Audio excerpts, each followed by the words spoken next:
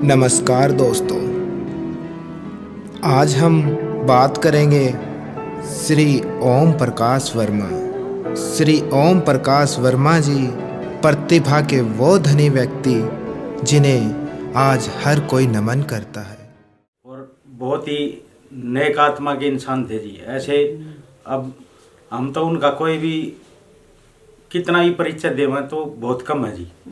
और मास्टर जी तो गरीब आदमी तो उनको दिख भी गया, कोई माता है कोई बुजुर्ग है, सुबह रजिस्ट्रिया 20-30 बंदों को चाय पिलानी दुकान पे, किसी को खाना खिलाना, और बहुत ही नेक आत्मा थी। वे ये समझते थे कि भाई मैं इसको क्या दे दूं। श्री ओम प्रकाश वर्मा जी का जन्म रोहतक शहर से बाबरा मोहल्ले में श्री प्रताप सिंह वर्मा जी के घर पर हुआ और माता जी का नाम श्रीमती धर्मो देवी था। श्री प्रताप सिंह वर्मा जी के 7 बच्चे हैं, जिनमें 5 लड़के और 2 लड़कियां हैं। श्री ओम प्रकाश वर्मा जी 7 भाई बहनों में सबसे बड़े हैं। ओम प्रकाश वर्मा जी का स्वभाव बचपन से ही बड़ा सरल, सुंदर और दयापूर्ण रहा है। मास्टर जी हमारे लिए आदरणीय थे। उनसे मैं लगभग 3-4 क्लास पढ़ा हूँ। वे मार भी दिया करते लेकिन प्यार से मारा करते और हमको शिक्षा मिला करती। उन्होंने एक बात कही थी कि पहाड़ से गिरा हुआ आदमी उठ सकता लेकिन नज़र से गिरा हुआ कभी नहीं उठ सकता। इसलिए ऐसा कोई काम ना करिए जिससे कि भी तल्ले का भी नुकसान हो। ये बात आज तक मेरे को भी ध्यान में है। माता जी इनकी सेहत का बहुत ध्यान रखती थी, इसलिए इनका भोजन भी बड़ा ही सात्विक भोजन रहता था, जैसे दूध, घी, दही, मौसम के अनुसार हर तरह के फल वगैरह। श्री ओम प्रकाश वर्मा जी का शरीर बड़ा ही सजग, सुंदर और सुडौल रहा है और चेहरा तो मानो जैसे सूर्य के भांति तेज चमकदार चेहरा। इनकी प्रारंभिक शिक्षा की अगर बात करें हम तो प्रारंभिक शिक्षा इनकी सरकारी स्कूल में हुई।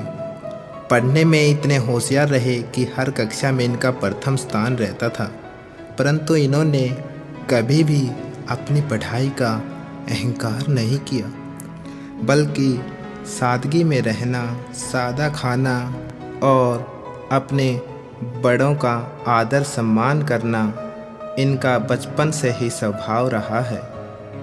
अच्छे दोस्तों के साथ रहना, किसी से लड़ाई झगड़ा ना करना, सबके साथ प्रेम से मिलकर रहना, किसी से भेदभाव ना करना, पढ़ाई में सभी साथी विद्यार्थियों के साथ बैठाकर पढ़ाना, मानो जैसे गॉड गिफ्टेड विचार रहे हैं।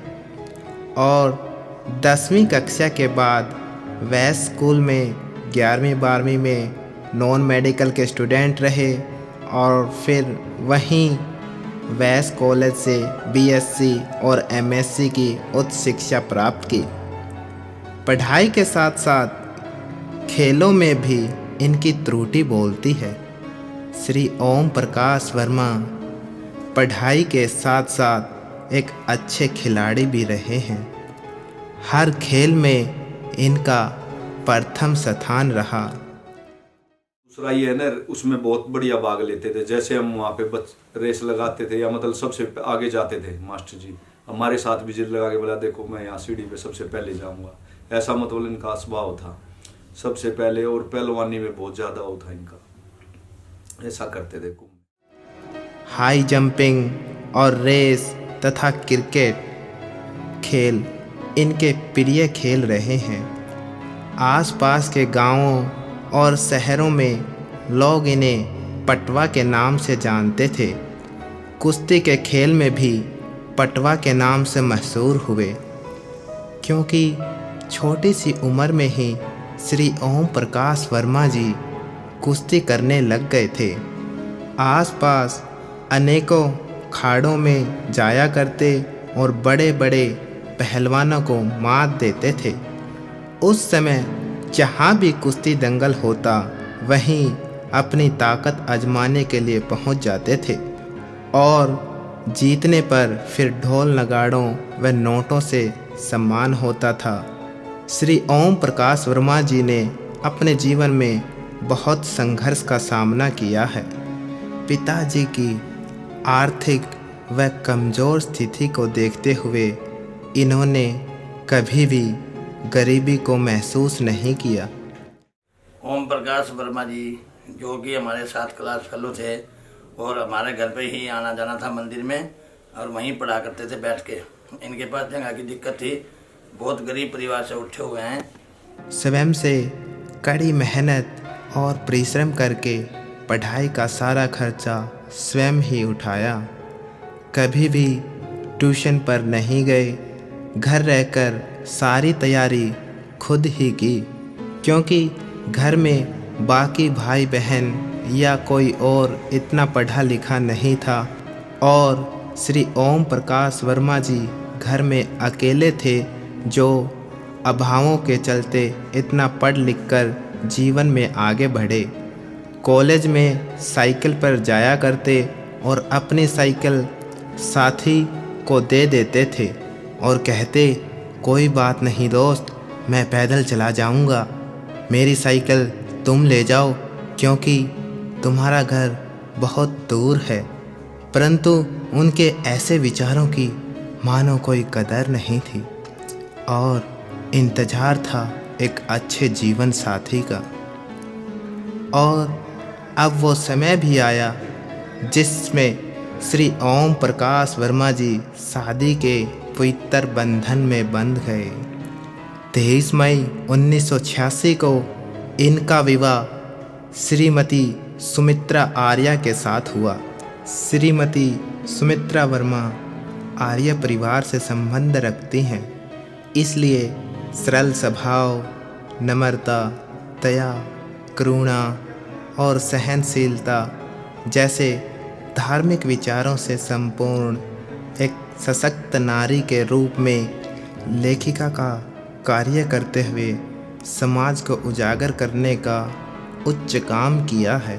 श्रीमती सुमित्रा वर्मा ने देशभक्ति, समाज सुधारक और ईश्वर भक्ति के भजनों में भी काम किया। इन्होंने 3 पुस्तक भजनों की और 10 कैसेट तथा महापुरुषों के जीवन चरित्र लिखकर समाज को सौंप दिया। क्या ना ज्यादा उसे दबाया गया, फांसी हाँ फांसी ही उसको होनी ही चाहिए, ऐसा हुक्म सुनाया गया। पैसे ना लेने मुझको तेरी रे बहना तुझको, पैसे ना लेने मुझको, ब्रह्म ये सारे जोड़ के ने, ब्रह्म ये सारे जोड़ के ने मेरे पिता करो उद्धार। ओ मैं के नामी करे तो भवे से पार। जगती है तेरी नौजवान सुन ले कहानी है तेरी नौजवान। रहना दुखी देश में सबके घर में खुशहाली, दूध दही के भंडारे ना अंडे मांस सब प्याली। श्रीमती सुमित्रा वर्मा जैसी महान स्त्री को अपने जीवन में पाकर मानो ओम प्रकाश वर्मा जी का जीवन सोने पर सुहागा हो गया। वो कहते हैं ना कि हर कामयाबी के पीछे एक औरत का हाथ होता है।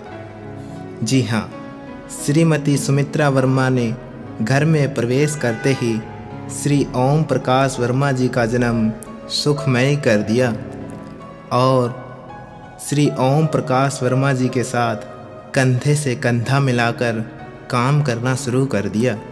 श्री ओम प्रकाश वर्मा जी की नौकरी में कोई रुचि नहीं थी। इन्होंने अपना कुछ अलग कारोबार करने की सोची। हम आगे चलते रहे तो मैं शादी के बाद गुरुकुल खरल में ही मैं पढ़ा करती थी, वहाँ मैंने पढ़ाया भी और शादी के बाद भी मैं वहाँ कुछ दिन वहाँ रही। लेकिन इन्होंने कहा कि आप शादी के बाद अब आप अपने घर आ जाओ। छोड़ करके मैं सीधा अपने एक विचारधारा, एक योजना बनाई कि एक गुरुकुल में मैं रह करके जैसे मेरी जीवन शैली वहाँ थी ऐसे ही मैं विचार लेकर के यहाँ आई और मैंने सोचा कि मैं भी कोई गुरुकुल खोलूँ। ये योजना बना करके मैं चली थी। यहाँ आने के बाद घर की परिस्थिति जैसी थी वो मैंने देखी और मैंने सोचा कुछ हमने स्तंभ तैयार करना चाहिए, कुछ खड़ा करना चाहिए। परिवार लगभग सारे अनपढ़ थे, माता पिता भोले भाले थे बेचारे, वो भी अपने जैसे भी दिनचर्या थी उनकी वो अपना समय बिता रहे थे। मैंने इनको सारे परिवार में से एक हीरा समझ के और कुछ एक अलग से ये सोच के कि इनके कितने सुंदर विचार हैं, कितने इंटेलिजेंट हैं और फिर कुछ नहीं कर पा रहे, तो उनका एक सहयोग मैं भी करूं। और हमने मिलजुल करके जो एक योजना बनाई, मैंने कहा कि मैं एक छोटा सा अपना कोचिंग सेंटर खोल लेंगे और कोचिंग सेंटर में हमने दोनों ने बैठे हम दोनों सुबह से लेकर के शाम तक हमने 4-4, 5-5, 6-6 ग्रुप पढ़ाए। और उसके बीच में ही जैसे भी हम ट्यूशन से उठते तो ये तुरंत एक फैक्ट्री में जाया करते थे। शाम ने वो रात में जैसे ग्रुप छोड़ता खाना खा करके और फैक्ट्री में चले गए। सुबह 4 बजे आते, 5 बजे नहा धोकर तैयार होके। इतना था कि उनके हालात इतने कमज़ोर थे उस टाइम में, उनके पास सफ़ेद कमीज और काली पैंट पहनते थे हमेशा। वो आते ही कहते मेरे कपड़े धो दो और इन्हीं को फिर प्रेस कर दो और मैं इन्हीं को पहन के तब ट्यूशन पर पढ़ाऊँगा। मैं उसी समय वो कपड़े उतारते, धो करके प्रेस करके वो पहन लिया करते और ग्रुप में जो है ना ट्यूशन का ग्रुप आ जाता और वो पढ़ाने में बैठ जाया करते। इधर से मैं बैठती, उधर से और अपनी पत्नी सुमित्रा आर्या से विचार विमर्श कर किराए पर कमरे लेकर ट्यूशन एकेडमी खोल दी। दिन में फैक्ट्री में काम करने जाते और शाम को सभी विद्यार्थियों को पढ़ाते। सन 1988 तक सब कुछ ऐसे ही चलता रहा और फिर एक दिन आया, सुमित्रा आर्या ने अपने दिल की बात वर्मा जी को सुनाई। मैंने कहा कि मैं जो योजना बना करके आई थी वो भी आपने पूरी करनी है। मैंने सोचा था कि मैं स्कूल खोलूं, तो आपने वो कहने लगे देखो स्कूल खोलने में बड़ी भारी दिक्कत आएगी हमारे और आपके बीच में, फिर भी कोशिश करेंगे। जैसे तैसे किया आपने स्कूल खोल दिया सन 1989। वर्मा जी ये सुनकर असमंजस में पड़ गए और कहने लगे कि ये काम संभव नहीं है और ना ही हमारे पास इतनी जगह है, स्कूल के लिए बहुत खर्चा हो जाएगा। फिर तभी चौधरी वजीर सिंह जी का श्री ओम प्रकाश वर्मा जी के घर आना हुआ और जैसे ही उन्हें पता चला कि स्कूल की बात चल रही है और स्कूल के लिए जगह नहीं है, तो चौधरी वजीर सिंह जी ने अपना मकान किराए पर दे दिया। फिर क्या था, सुमित्रा आर्या जी की खुशियों का ठिकाना ना रहा और सन 1989 में अपना स्कूल खोल दिया। उस समय श्री ओम प्रकाश वर्मा जी प्रिंसिपल की कुर्सी पर विराजमान हुए और ऑफिस का सारा कार्यभार अपने हाथों में ले लिया। वास्तव में वर्मा जी बहुत महान विभूति रहे हैं। स्कूल में रखी किताबों को गरीब बच्चों में बंटवा देते थे। सभी प्राइवेट स्कूल संचालकों के साथ इनका भाईचारा रहता था। मैं संजीव भारद्वाज, पूर्व में प्रदेश महामंत्री, प्राइवेट स्कूल एसोसिएशन हरियाणा। मेरे श्रीमान ओम प्रकाश वर्मा, जिसको समाज के लोग बड़े प्यार से पटवा सर के नाम से परिचित रहे, सारा इलाका, सारी यूनियन, इनका एक सर इसकी तरफ ये क्या बता शिक्षा के क्षेत्र में इनका अतुल्य योगदान रहा। मैंने इनका नाम जो है अपनी प्राइवेट स्कूल एसोसिएशन के अंदर शिक्षा रत्न से नवाजा जाए, ऐसी मैंने रिक्वेस्ट भेजी है अपने प्रदेश के और राष्ट्रीय अध्यक्ष श्रीमान कुलभूषण शर्मा जी से। मैंने ये रिक्वेस्ट की है कि इतना अच्छा योगदान स्कूलों के क्षेत्र में इनका रहा, संगठन के क्षेत्र में रहा। बुजुर्गों के अंदर बैठते थे तो बुजुर्ग हो जाते थे, बच्चों के साथ बच्चे हो जाते थे और स्टूडेंट के साथ स्टूडेंट हो जाते थे। अतुल्य योगदान इनका रहा शिक्षा के क्षेत्र के अंदर। इतने स्कूल वाले जो हैं पूरे रोहतक डिस्ट्रिक्ट ही नहीं, झज्जर डिस्ट्रिक्ट कई जिलों से, हर जिलों के अंदर इनका अतुल्य योगदान रहा। हर समय के ऊपर संगठन में जब भी इनकी जरूरत पड़ी इन्होंने बढ़ चढ़कर काम लिया, भाग लिया, अपने समय दिया। अपने जीवन के अंदर मैंने ऐसा शिक्षाविद जिसने 2 विषयों के अंदर एमएससी करके और शिक्षा के क्षेत्र के अंदर डंका बजाया और समाज के अंदर उनका इतना बड़ा योगदान रहा। आज भी समाज के लोग उनको समय समय पर याद करते रहते। इनका कोई भी कार्य होता तो तुरंत हाँ भर लेते थे। कभी किसी काम को इनकार तो इन्होंने किया ही नहीं। मेरा नाम धर्मेंद्र गुलिया, वार्ड नंबर 4 से पार्षद। और जो हमारे गुरुजी थे वो बड़े सराहनीय हैं और जो उनका नेचर था खेलों में ज़्यादा रुचि रखना और बच्चों को घुमाना फिराना और भाई खेलों में आगे बढ़ावा देना, ये हमारे गुरुजी के। हमारे कई बार एक्स्ट्रा ट्यूशन वगैरह भी लेते थे। तो गुरुजी खेल में भी शिक्षा में भी हर चीज़ में बच्चों के साथ एक दोस्त बनकर उनकी भावना को समझकर उनके साथ खेलना कूदना बड़े अच्छे तरीके से बच्चों के साथ बना के रखते थे। भाई जैसे हमें घुमाने ले जाते कहीं बाहर तो उस टाइम में एक गुरुजी बच्चों के साथ बच्चे होकर और वैसे ही मजाक करना, घूमना फिरना, बच्चों को चीज़ें दिलवाना, ये गुरुजी के हमारे। अब वर्मा जी के सामने स्कूल की मान्यता को लेकर सवाल खड़ा हुआ। श्री ओम प्रकाश वर्मा जी ने कभी हार नहीं मानी, जिसमें इनकी पत्नी का भी बहुत बड़ा योगदान रहा है। और काफ़ी कठिनाइयों के बाद सन 1990 में वर्मा जी ने स्कूल की मान्यता प्राप्त कर ली और इसी खुशी में एक उत्सव का आयोजन किया गया और नाच गाकर खुशियों के साथ चौधरी हरी सिंह जी, जिन्होंने स्कूल का प्रस्ताव पास किया था, उनको अपने स्कूल में बुलाकर उनका हार्दिक अभिनंदन किया। और हमने 92-93 के सेंटर के बाद फिर +2 तक की मान्यता ली, उसके लिए बड़ा संघर्ष किया। फिर उसके बाद 20, 25, 30 के लगभग स्कूल जोड़े। जोर शोर से खूब ढोल नगाड़ों के साथ इस उत्सव को मनाया गया।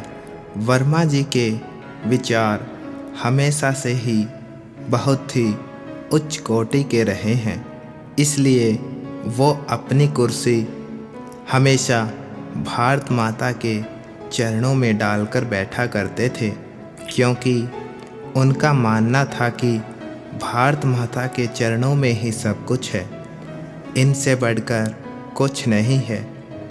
वर्मा जी के 2 पुत्र हैं, मनीष वर्मा और नीतीश वर्मा। जितना प्यार अपने बच्चों को देते थे, उससे भी कहीं ज़्यादा प्यार वो अपने विद्यालय के बच्चों को देते थे। उन्होंने कभी भी किसी भी बच्चे को दूसरा न समझकर अपना ही समझा। नाम निकिता है, मैं 10th क्लास की विद्यार्थी हूँ और मेरे स्कूल का नाम महर्षि दयानंद पृष्ठ माध्यमिक विद्यालय है।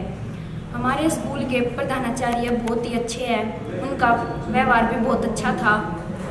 हमारे साथ मतलब अपना बच्चा समझ के हमें पढ़ाते थे और बहुत ठीक तरह से, कभी भी उनके मतलब चेहरे पे हमेशा खुशी रहती थी। कभी भी बच्चों को नहीं डांटते थे, ना मारते थे, बिल्कुल प्यार से पढ़ाते थे। जो प्रधानाचार्य है, प्रिंसिपल है, वो सुमित्रा वर्मा आर्य है। हमारे स्कूल में डेली हवन होता है। मैडम हमें अच्छा ज्ञान देती है। रोज़ में हमारे स्कूल में हवन होता है, रोज़ मैडम योगा करवाती है। मैडम का भी बहुत अच्छा व्यवहार है।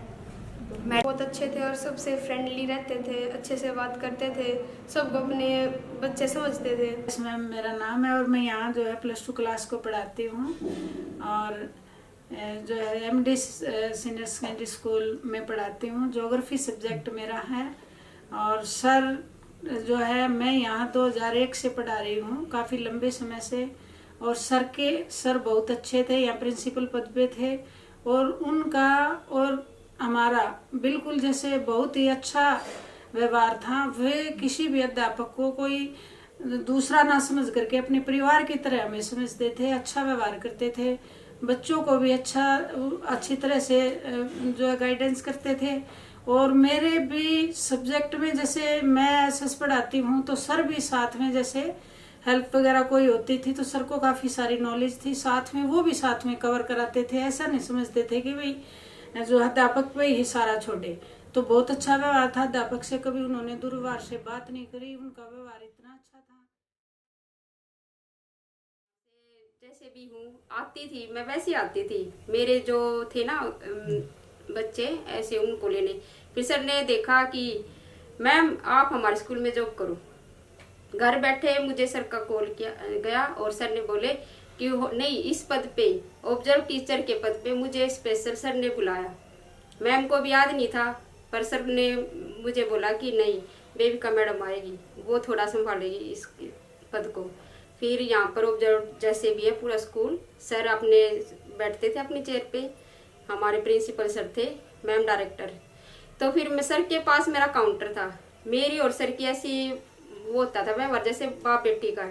सर मुझे ना इतना वो परेशान करते थे, बेटा आप जॉब के लिए अप्लाई करो, गवर्नमेंट कोई भी हेल्प है मैं करूँगा। और सर है ना हमेशा मुझे ना बेटी की तरह से ही बात करते थे।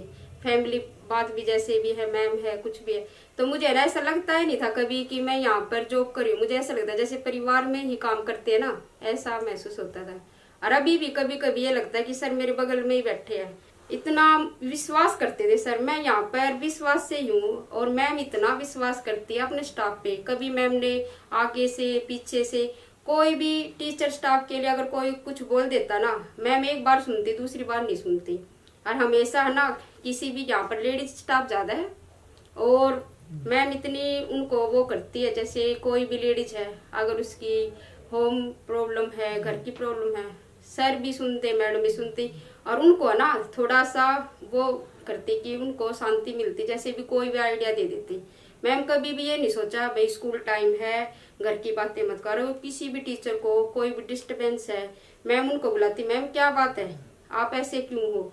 सर भी बोल देते आज वो मैडम पता नहीं कैसी कंडीशन में है, जैसे मुंह तरा हुआ है, सर भी ये करते। हाँ, धार्मिक स्थानों पर यात्रा करना उनकी मानसिक संतुष्टि थी।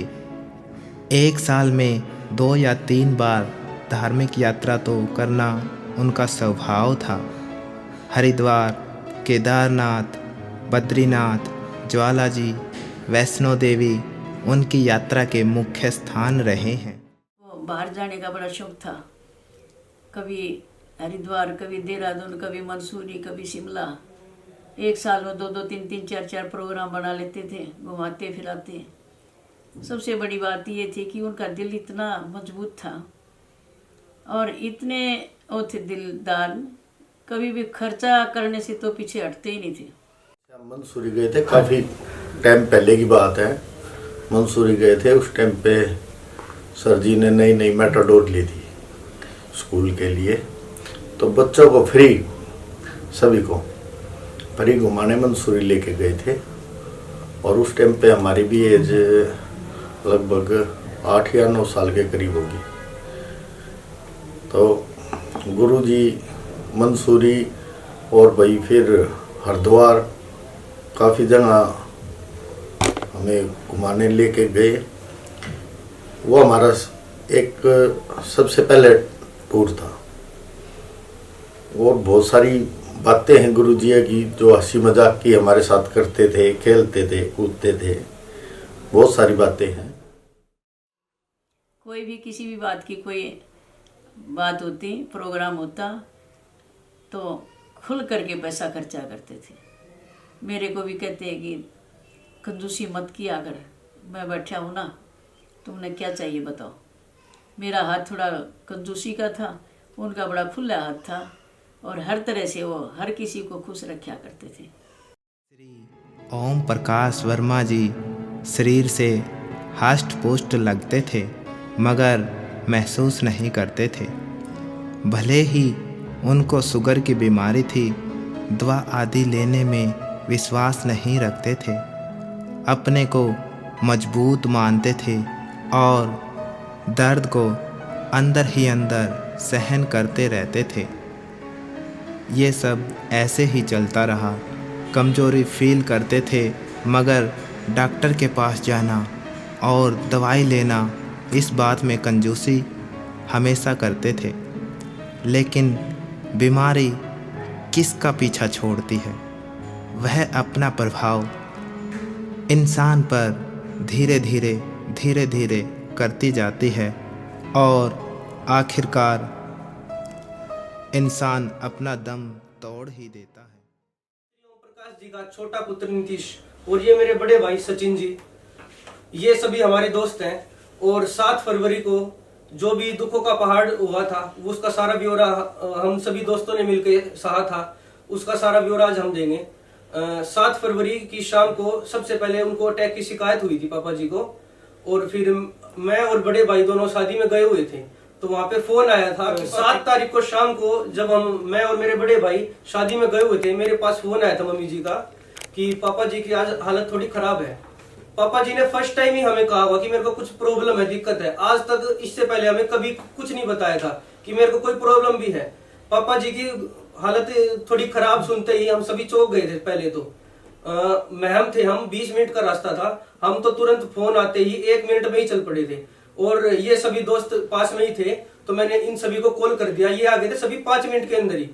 और ये सभी आके पापा जी को संभाला सभी ने। अंकल जी को बोला कि चलो अंकल जी मेडिकल चलते हैं, बट अंकल थोड़े से पहलवान थे तो होता है ना कि बॉडी रिकवर कर लेते हैं, तो उनको ये था कि नहीं इतनी कोई दिक्कत नहीं है, ठीक हो जाएगा। जैसे कई बार ये है कि भाई चाय पी ली तो थोड़ा डाइजेशन की दिक्कत है तो भी आराम हो गया। तो जैसे पहले कई बार ऐसे हो जाता था कि भाई मतलब चेस्ट में पेन है, पर उन्होंने कभी किसी डॉक्टर को नहीं दिखाया। तो अब की बार थोड़ा सा ज्यादा हो रखा था तो हमने थोड़ा सा फोर्स करके, थोड़ा सा रिक्वेस्ट करके, मतलब जो होता है ना भी मना लिया, भी जैसे करके लगा लो भी हाथ पैर जोड़ के कि चलो एक बार चेकअप कराने में कुछ नहीं जाता। तो तब हम उनको लेके गए थे। जब हम हॉस्पिटल पहुंचे थे तब तक नीतीश और ये भी साथ में आ ही लिए थे तब तक मेडिकल में। तो हम उनको लेके गए थे होली हार्ट में। तो होली हार्ट में उन्होंने जाते ही वही है कि भाई जैसे हार्ट में या चेस्ट में कोई पेन हो तो डॉक्टर सबसे पहले ईसीजी करता है। तो उन्होंने जाते ही ईसीजी के बाद उन्होंने बताया कि भाई रिपोर्ट नॉर्मल नहीं है और उसके बाद हमें एंजियोग्राफी करनी पड़ेगी। अब थोड़ा सा एंजियोग्राफी में टाइम भी लगता है उसके रिपोर्ट वगैरह आने में। तो तब तक हमने फिर हमारे जितने नोन थे, जो हमारे फ्रेंड्स थे, डॉक्टर थे, काइंडोस में भी एक डॉक्टर थे, हमने उन सबको भी कंसल्ट किया भी ऐसे ऐसे चेस्ट में पेन हो रहा है। तो उन्होंने भी सबने यही सजेस्ट किया था कि भाई एक बार एंजियोग्राफी करा लो और उसकी रिपोर्ट आए ना एक बार वो रिपोर्ट हमें भेज देना। तो हमने साथ में 3-4 डॉक्टर से और कंसल्ट कर रखा था। और होली हार्ट का ही मतलब नाम है रोहतक में अगर हट के देखा जाए तो, इसलिए हम बेस्ट समझ के वहीं गए थे सबसे पहले। तो उन्होंने एंजियोग्राफी भी वो आई फिर रिपोर्ट, उसमें ये था कि भी जैसे एक वेन थी वो कम्प्लीटली ब्लॉक थी, दूसरे वाली एंजियोग्राफी रिपोर्ट आ गई जैसे कि अपनी एक वेन तो 100% ब्लॉक थी, दूसरी 80-90 की रेंज में ब्लॉक थी। तो वही था कि भी हमें जैसे ये नहीं होता है कि एकदम से कोई बड़ी मतलब मुसीबत आती है तो बंदा क्या हो जाता है, थोड़ा ये हो जाता है कि भी क्या हुआ, क्या करें क्या ना करें। तो हमारे जितने भी नॉन थे, जैसे डॉक्टर्स थे, एक हमारा डॉक्टर थे नॉन जानकार थे अश्विनी मुदगिल थे, वो पीजीआई चंडीगढ़ में थे। तो हमने उनको रिपोर्ट भेजी। और फिर एक था जैसे वो मेरा भाई था वो रवि था, वो डॉक्टर था। और एक अपने सुप्रीम थे, ब्रदर इन लॉ है सुप्रीम, उनके ब्रदर इन लॉ थे सुप्रीम, उसके पास भी रिपोर्ट भेजी। मतलब ये होता है ना कि भी जितना उसके एक बार जितने ओपिनियन मिले उतना बढ़िया है। और फिर सभी एमडी डॉक्टर नील भाई साहब, हाँ एक अनिल भाई साहब थे, वो उसमें गवर्नमेंट थे बहादुरगढ़ में, हमने सबके पास रिपोर्ट भेजी। तो फिर एक और था, बोले कि भाई जो काइनोस है ना, यहाँ पे भी एक हार्ट का स्पेशलिस्ट है, आप एक बार उनसे अपॉइंटमेंट लेके उनसे और डिस्कस कर लो। हमने मतलब जितना हमारा था, जितना हो सकता था, जितने नोन थे, हमने सब जगह ट्राई किया, सबके पास भेजा। तो मोस्टली का रिव्यू यही था कि भाई देखो सर्जरी तो करानी पड़ेगी, क्योंकि इतनी ब्लॉकेज में है ना, आप ये उम्मीद नहीं कर सकते कि भाई नेचुरली ठीक हो जाए। ये सर्जरी सबने कंपलसरी बोला था, और सेम होली हार्ट वाले डॉक्टर ने भी बोला था कि भाई सर्जरी कंपलसरी है, ये तो होगी, बट थोड़ी सी क्रिटिकल है। क्रिटिकल में ये था कि भाई मतलब हमारे पास जो फैसिलिटीज है, इनसे बेटर फैसिलिटीज आपको फोर्टिस में मिलेंगी या मेदांता में मिलेंगी। उन्होंने 2-3 नाम बताए।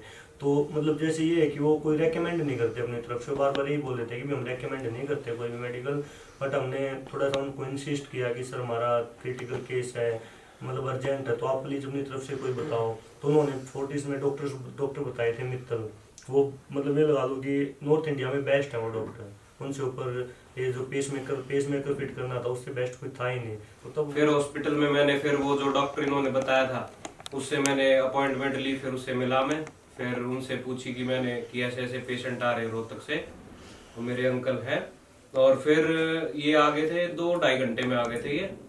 और फिर जैसे अंकल आए तो मैं पकड़ के उतार रहा था उनको एम्बुलेंस से, हाथ पकड़ के, तो मतलब इतने स्ट्रॉन्ग थे वो तभी भी इतने दर्द में कि वो बोले कि ना मैं खुद उतरूंगा।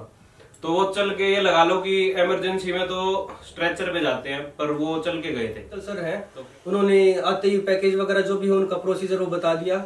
उन्होंने कह दिया कि सिचुएशन बहुत ही ज्यादा क्रिटिकल है, ये केस बहुत ही ज्यादा बिल्कुल क्रिटिकल सिचुएशन तक लास्ट तक जाएगा, कुछ नहीं कह सकते हमें, पर इसका जो ऑपरेशन है वो तो 100% होगा। हम सारे चाह रहे थे कि कोई छल्ला डल जाए, स्टंट जल जाए, जिससे थोड़ा सा नॉर्मल हो जाए, लेकिन बाईपास सर्जरी बिल्कुल ही उन्होंने कह दिया कि 100% होनी ही होनी है।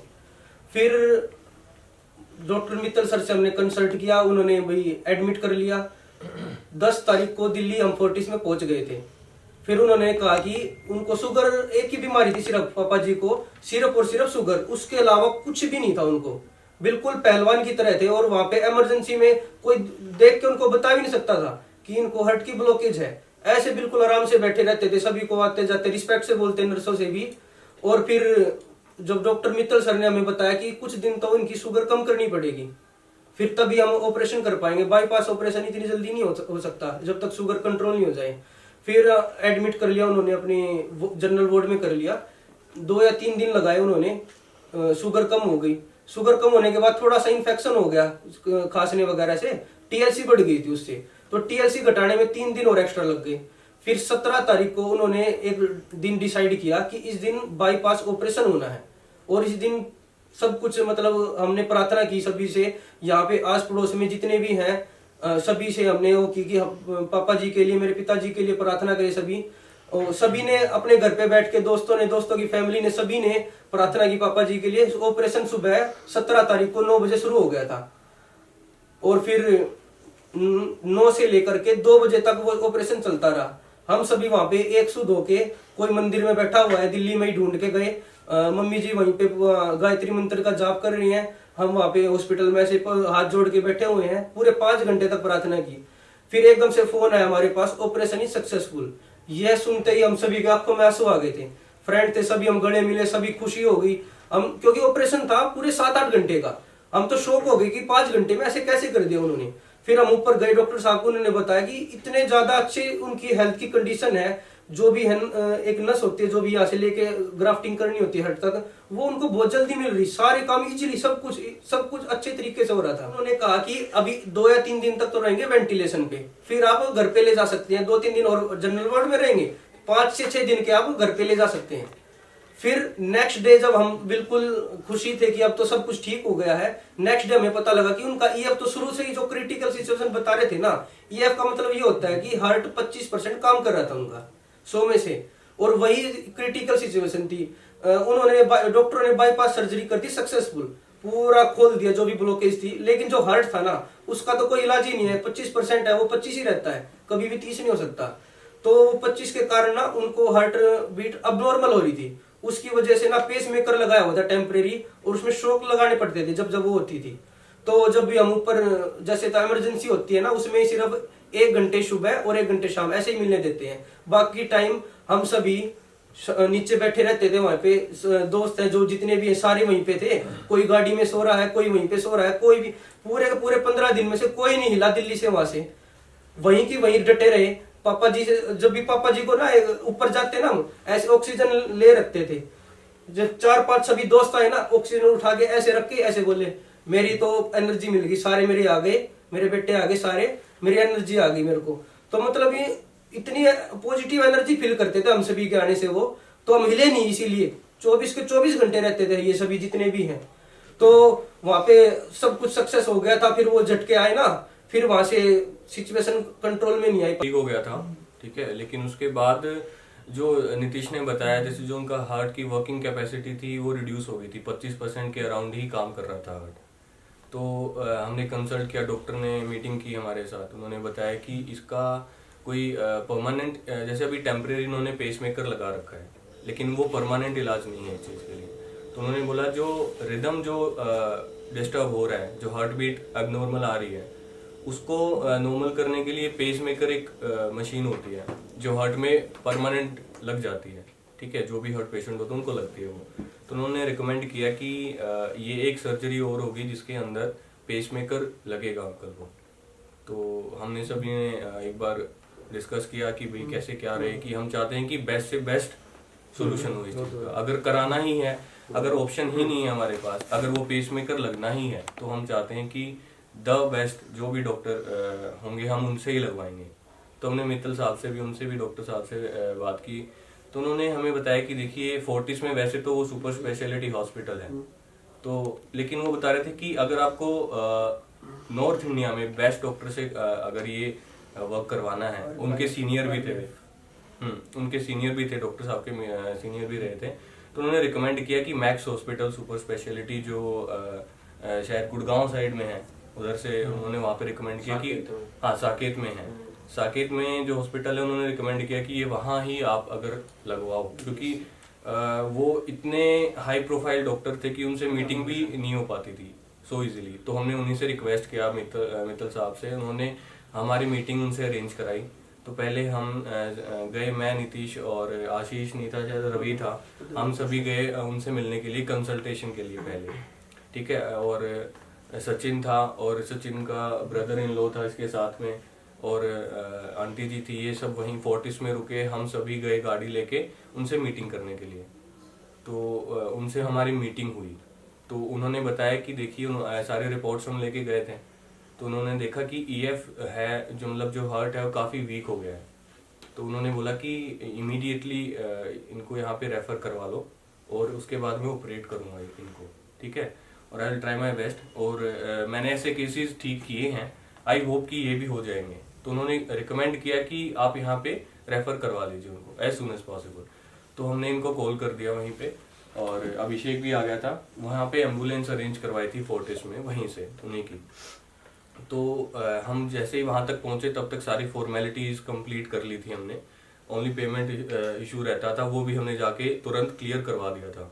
तो जैसे ही हम पहुँचे उसके जल्दी ही तुरंत हमने वहाँ से अंकल जी को रेफ़र करने के लिए एम्बुलेंस में वहाँ पे अरेंज करवाया सब कुछ सारे। एक डॉक्टर भी हमने इसी के लिए स्पेशली रखा कि एक डॉक्टर आप हमारे साथ भेजोगे एम्बुलेंस पे, कि कहीं ऐसा ना हो कि रास्ते में कोई ऐसा कोई केस आता है, तो मतलब कोई भी ऐसी सिचुएशन बन जाए कि, क्योंकि सीरियस सिचुएशन थी वहाँ पे हॉस्पिटल में, और ऑपरेशन करना भी बहुत इम्पोर्टेंट था। तो हमारे पास कोई रास्ता ही नहीं था कि ऐसा तो हो नहीं सकता कि इसको डिले किया जाए, तो हमें जल्दी ही करना था। इसके लिए हम अपनी प्रिपरेशन ही अच्छी कर सकते थे।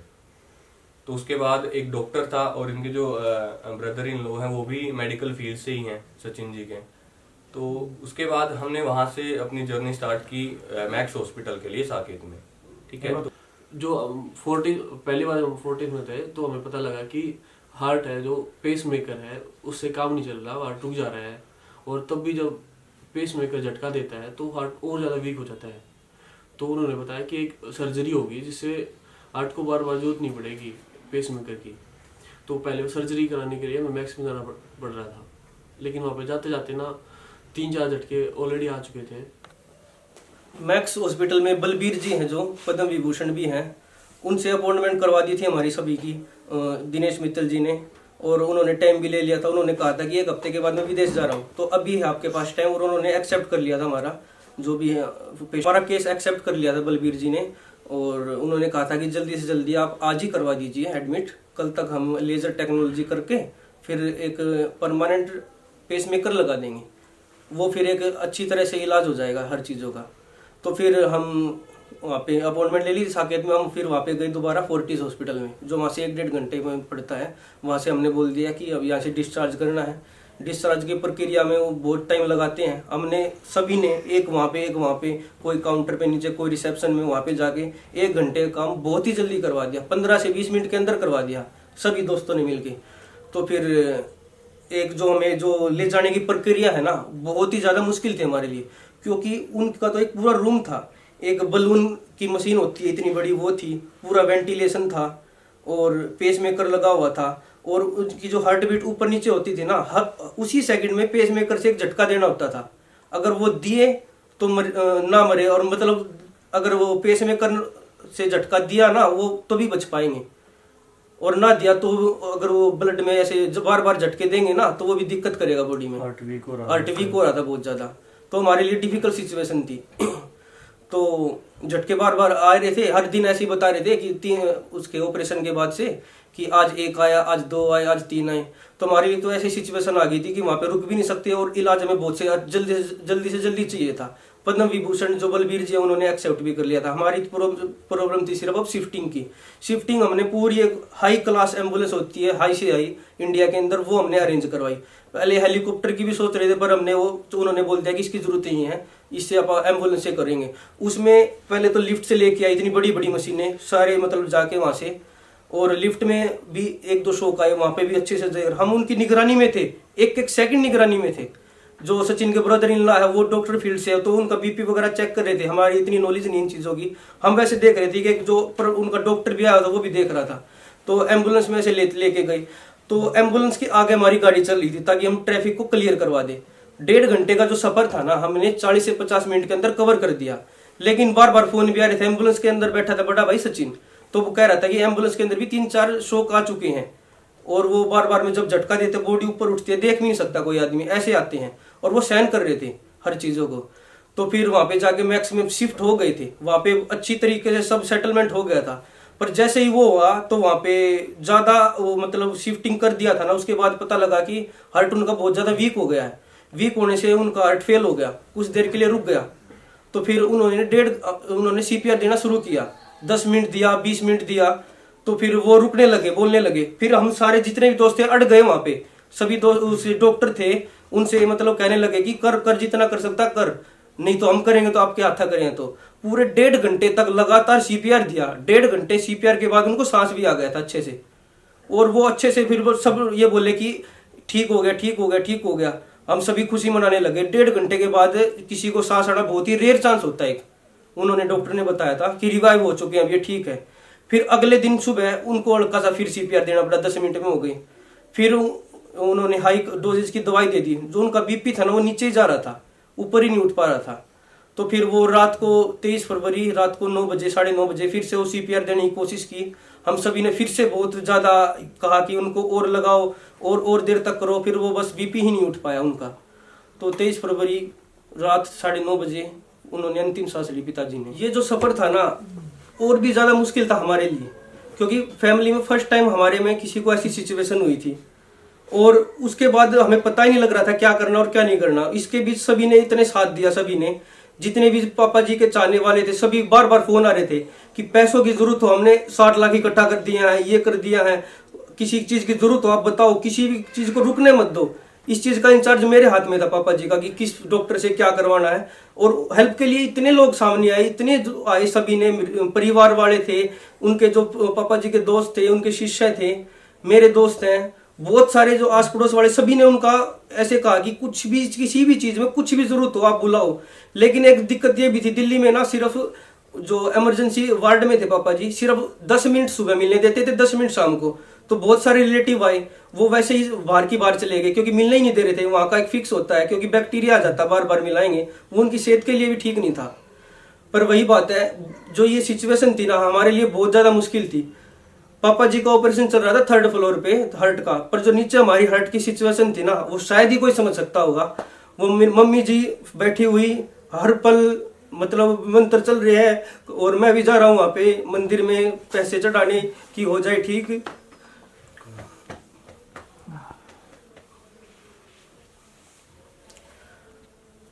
थर्ड फ्लोर पे डॉक्टर कुछ बोलते थे डेली कि सिचुएशन आज और खराब है।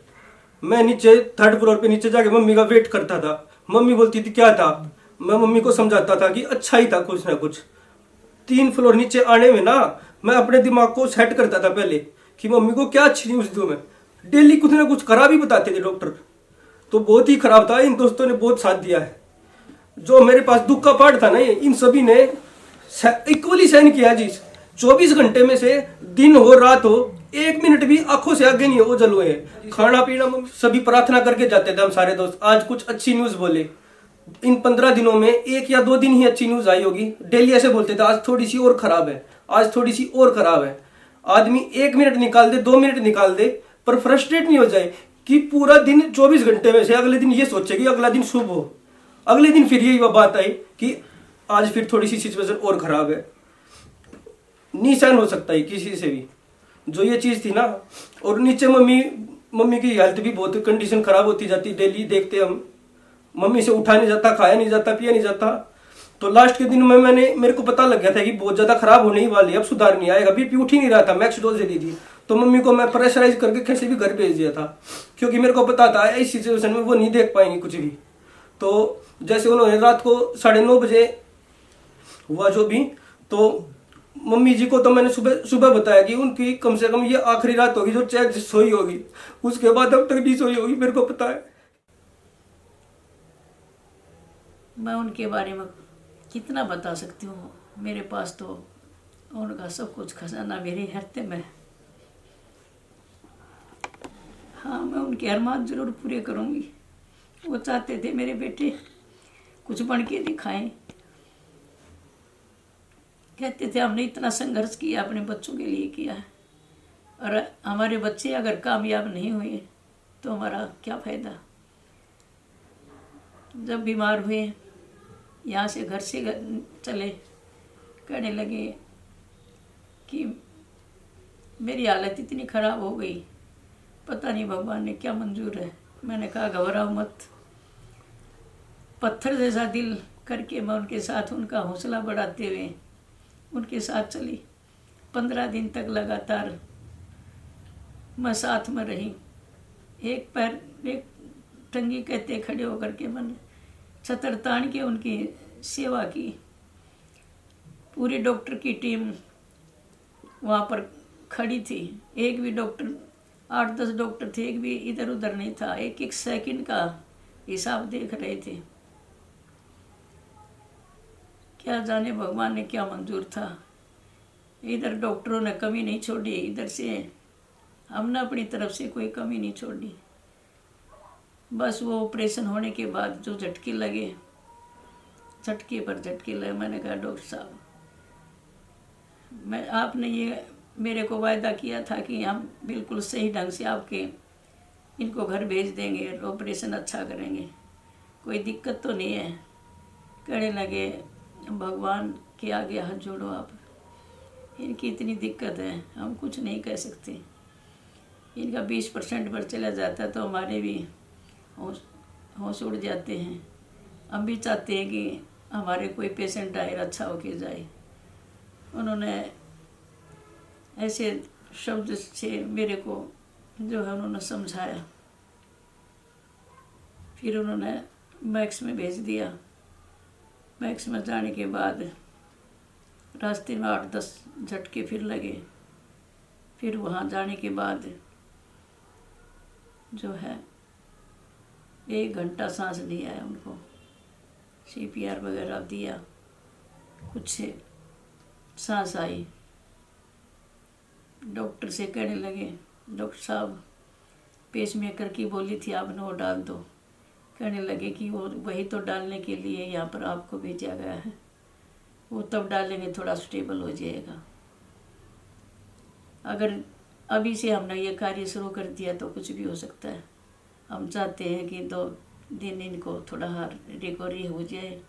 इनका इन्फेक्शन बहुत ज़्यादा बढ़ा हुआ है और इनका ये बीपी भी डाउन हो चुका है। तो आई डोज उन्होंने दी। उन्होंने कहा कि देखते हैं भगवान की क्या मर्जी है। जो है बहुत ही ऐसी अवस्था में ही है, हम कुछ नहीं कह सकते आपको। परमात्मा का नाम लो आप, अगर भगवान आपकी सुन ले। बस रात को 9:25 पर हमेशा के लिए चले गए। आज हम मेरे बीच में नहीं है, पर हमेशा मैं उनसे बातें करती रहती हूँ। अपने दिल में वो बातें पिरो करके रखती हूँ। उन्होंने क्या कहा था, मैं भगवान से प्रार्थना करती हूँ, भगवान उनके सपनों को पूरा करे, उनके सपनों को साकार करे। मैं चाहती हूँ उनके विचार, उनके संस्कार मेरी संतान में आए और उनके जो कदम थे उन कदमों पर चल करके उनके सपनों को पूरा करें। 23 फरवरी 9:30 शाम को हार्ट फेल हो गया और श्री ओम प्रकाश वर्मा अपने भरे पूरे परिवार को छोड़कर सदा के लिए अलविदा हो गए। उनकी कमी कभी पूरी नहीं हो सकती। भगवान उनकी आत्मा को शांति दे और उन्हें सद्गति प्रदान करे।